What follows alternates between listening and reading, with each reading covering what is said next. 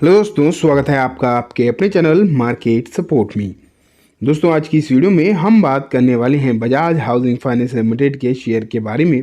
अगर आप देखोगे तो बजाज हाउसिंग फाइनेंस का जो शेयर आपको देखने को मिला है, नतीजों के बाद थोड़ी जैसे कि मार्केट में भी रिकवरी आई है। जब से इसके नतीजे आए हैं उसके बाद मार्केट भी थोड़ा सा संभलता हुआ देखने को मिला। लेकिन अगर हम उसी सिलसिले में इस काउंटर को भी देखें तो इसमें भी एक तेज़ी का जो है माहौल कहीं ना कहीं स्टार्ट होता हुआ देखने को मिला है। एंड अब सिचुएशन धीरे धीरे करके बदलती हुई दिखाई दे रही है। आज भी यहाँ पर एक तेज़ी का ही माहौल आप कह सकते हो देखने को मिला है। अब इसमें कल जैसे कि बजट है, बजट में किस तरीके की सिचुएशन देखने को मिल सकती है उसके बारे में हम आज की इस वीडियो में डिस्कस तो करेंगे ही, लेकिन आगे चीज़ें जो किस तरीके की रहेंगी उसके बारे में भी देखेंगे। सबसे पहले मैं आपके सामने एक रिपोर्ट रखता हूं। आप यहां पर देखो, यहाँ का लिखा हुआ है बाई सेल और होल्ड, जोमेटो, आर्विनल, IRFC, Mankind Pharma, IOC, Bajaj housing finance, ask profit. तो यहाँ अगर देखें आप तो आपको देखने को मिल रहा है कि मतलब कुछ शेयर्स हैं, इसमें क्या करना चाहिए एक एनालिस्ट से यहाँ पर जानने की कोशिश करी गई है। ठीक है, शुरुआत तो दोस्तों हम करेंगे बाकी सभी शेयर से। तो यहाँ पर सबसे पहले आर्विनल है। आर्विनल में अगर हम देखें तो होल्ड की ही राय निकल कर आ रही है। मैं ये देखना चाह रहा था कि आखिरकार ये कौन है, किसने ये सलाह दी है। तो महेश ओझा यहाँ पर देख रहे हैं आप, एंड रवि सिंह, ये दो एनालिस्ट हैं रेलीगेट ब्रोकर से, उनके तरफ से आंसर हैं। तो रवि सिंह की तरफ से आर्विनल का कहना है कि यहाँ होल्ड रखना चाहिए। ठीक है, IRFC पर भी इन्होंने होल्ड की ही बात करी है। मैनकाइंड फार्मा पे अगर हम देखें तो इन्होंने बाई करने के लिए बोला है, एड ऑन 50% इन्वेस्टमेंट। तो ये देखो यहाँ पर मैनकाइंड फार्मा पर ये काफ़ी ज़्यादा बुलिश दिखाई दे रहे हैं। आगे बढ़ते हैं बजाज हाउसिंग फाइनेंस। अब आप देखो बजाज हाउसिंग फाइनेंस पर अगर हम देखें तो इन्होंने जो है खरीदारी की ही बात यहाँ पर करी है। तो अगर आप यहाँ पर देखो बजाज हाउसिंग फाइनेंस के को लेकर तो यहाँ पर है तो बाई, लेकिन आप ये देखो ये प्राइस इन्होंने गलत डाल रखी है। ये आप देख पा रहे हो, यहाँ पर इन्होंने प्राइस तो बिल्कुल ही गलत डाली, पॉइंट आगे पीछे में कर दिया है, 4 डिजिट में नंबर पहुँचा दिए, जबकि ऐसा है नहीं। लेकिन हाँ, ये आप ज़रूर देख पा रहे हो कि यहाँ पर इन्होंने कहा है कि बजाज हाउसिंग फाइनेंस को खरीदारी करके चला जा सकता है। नंबर बहुत अच्छे आए हैं, बेसिक बात वही है कि नंबर अच्छे निकल कर आए हैं। एंड ये एक वजह है जिसके चलते में आप यहाँ पर देख पा रहे हो कि कहा यह जा रहा है कि सिचुएशन आगे भी अच्छी हो सकती है। ठीक है, तो यहाँ पर बेसिकली आपको जो है नज़र बनाकर रखनी चाहिए। जोमेटो सेल के लिए ही बातें निकल कर आई, नाटको होल्ड, IOL होल्ड, जेनटेक होल्ड। तो ये दिखाई दे रहा है आपको। अब हम आगे बढ़ते हैं। ये देखो दोस्तों, मैं आपको ना एक चीज़ लगातार बताता आया हूँ, अफोर्डेबल हाउसिंग ये एक ऐसा सेक्टर है जिसमें बातें जो हैं बजट में अक्सर होती हैं इस बारे में। हालांकि अफोर्डेबल हाउसिंग डायरेक्टली आप बजाज फाइनेंस को लिंक मतलब बजाज हाउसिंग को लिंक नहीं कर सकते, लेकिन फिर भी कहीं ना कहीं इसका फ़र्क तो पड़ता ही है। और भी बहुत सारे शेयर्स निकल कर आते हैं अफोर्डेबल हाउसिंग से लिंकेज में। लेकिन अगर हम इस सेक्टर को देखें तो यहाँ पर लिखा है stock market analyst expect the price revision in affordable housing segment to align with the rising development cost as the current price cap of 45 lakh is consider unrealistic in metro city.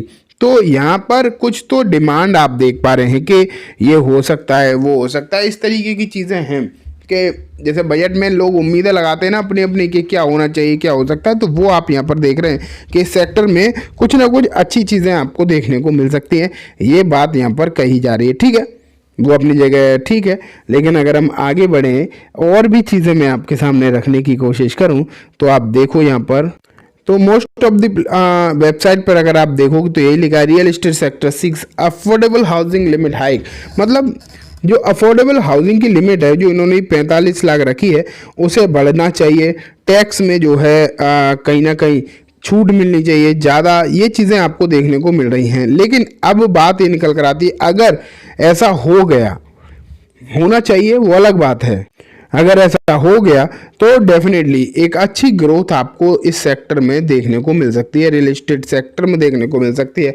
इससे जुड़ी हुई जो भी और भी कंपनी है, वो housing finance हो गया, इस सेक्टर से भी जुड़ी हुई कंपनी जो है उनको भी काफ़ी ज़्यादा अच्छा फ़ायदा जो है मिलता हुआ नज़र आ सकता है कहीं ना कहीं। तो ओवरऑल आप ये मान के चलो फिलहाल उसके चांसेस तो ये नज़र आ रहे हैं, लग तो दोस्तों कुछ ऐसा रहा है कि इस सेक्टर के लिए कुछ ना कुछ अच्छा आ सकता है। एंड अच्छा आया तो इस सेक्टर से जुड़े हुए बहुत सारी कंपनी हैं। डायरेक्टली रियल इस्टेट वाली कंपनी, मतलब रियल इस्टेट मतलब जो बिल्डिंग बनाने वाली कंपनी है, जैसे DLF हो गया और वगैरह, ठीक है। इस सेक्टर में बहुत सारी कंपनीज होती हैं। इस सेक्टर से जुड़ी हुई NBFC होती है। NBFC क्या होता है? NBFC वही जैसे कि बजाज हाउसिंग फाइनेंस हो गया, जो भी हाउसिंग फाइनेंस वाली कंपनी है। तो दोस्तों उम्मीदें काफ़ी ज़्यादा हैं, लेकिन अब बस वही बात है कि उम्मीदों पर सरकार कितना खरा उतरती, क्योंकि उम्मीदें लगाना हमारा काम है, लेकिन उन उम्मीदों को पूरा करना या ना करना वो तो सरकार के हाथ में है। क्योंकि हर बार हमने सबने देखा है कि सोचा तो बहुत कुछ ज़्यादा है, लेकिन हर चीज़ जो है पॉसिबल नहीं हो पाती।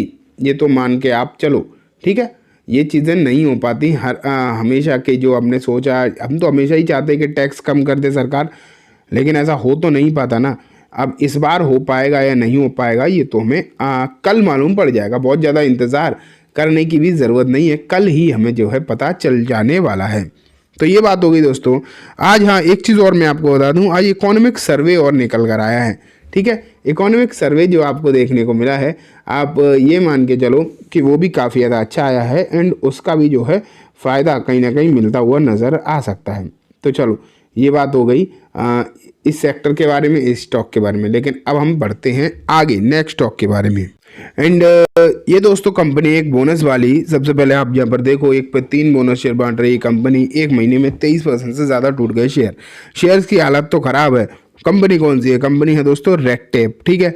रेडटेप की अगर बात करें तो इन्होंने अभी एक एक्सचेंज फाइलिंग में बताया है कि ये अब जो है बोनस देने वाले हैं, एंड अपने शेयर होल्डर्स के बोनस के लिए इन्होंने ये रेशियो चुना है वो 3:1 का, ठीक है। अगर यहाँ पर आप देखो तो रेशियो ठीक है, और वैसे तो मैं आपको पहले भी बहुत बार बता चुका हूँ कि ये बोनस से फ़र्क कुछ खास नहीं पड़ता, लेकिन फिर भी लोग आई डोंट नो वाई के इतने ज़्यादा एक्साइटेड रहते हैं बोनस स्प्लिट के लिए। लेकिन जो आ रहा है वो बता रहा हूँ। और February 4 इसकी जो है एक्स डेट या फिर आप बोलो रिकॉर्ड डेट देखने को मिल रही है, ठीक है। ये बात हो गई एक बोनस वाले शेयर के बारे में। लेकिन लास्ट में जो है मैं आपको दिखाऊंगा एक ऐसा शेयर जो कि आपको आने वाले दिनों में दिखाएगा एक अच्छा खासा डिविडेंड। अब वो कौन सा शेयर है देखते हैं। एंड दोस्तों इस शेयर का नाम है जिंदल स्टेनलेस लिमिटेड, आप यहाँ पर देख पा रहे हो। और इन्होंने जो है फिलहाल डिविडेंड का अनाउंसमेंट जो है कर दिया है। यहाँ पर अगर हम देखें तो आप यहाँ पर देखो दोस्तों कि 50% इन्होंने जो है अपनी फेस वैल्यू पर डिविडेंड देने का अनाउंसमेंट जो है कर रखा है। एंड इसकी जो है रिकॉर्ड डेट अगर हम देखें तो 8 फरवरी को रखा गया है, ठीक है।